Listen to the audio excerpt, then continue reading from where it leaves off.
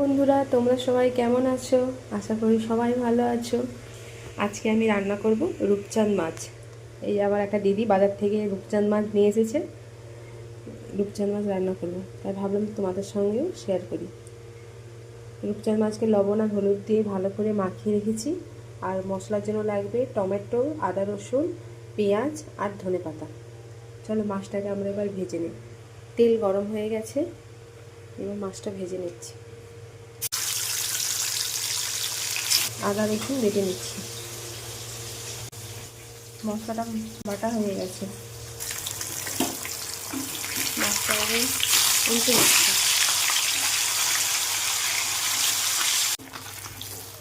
মাছগুলো ভাজা হয়ে গেছে, তুলে নিচ্ছি। মাছগুলো সব ভাজা হয়ে গেছে। এবার ওই তেলটাতে কালো জিরে দিয়ে দিলাম। পেঁয়াজটা একটু ভালো করে ভেজে নেব। আদা রসুনের পেস্টটা দিয়ে দিচ্ছি।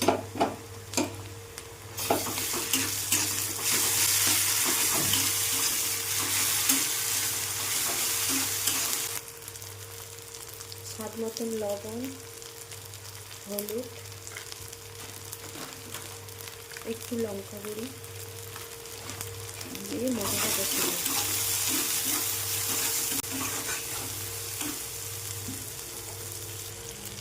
অল্প জল দিয়ে দিচ্ছি।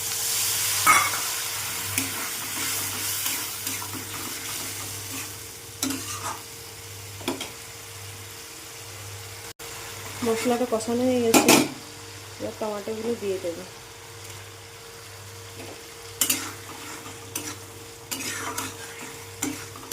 একটু টক ঝাল ঝাল লাগবে, খেতে ভালো লাগবে। তাহলে মশলাটা কষানো হয়ে গেছে, এইবার জল দিয়ে দিচ্ছি।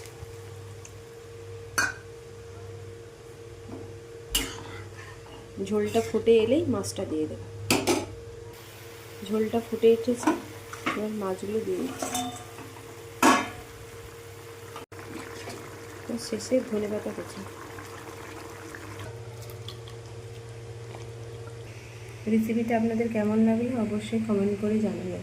আর এইভাবে রান্না করে খাবেন, খুবই ভালো লাগবে।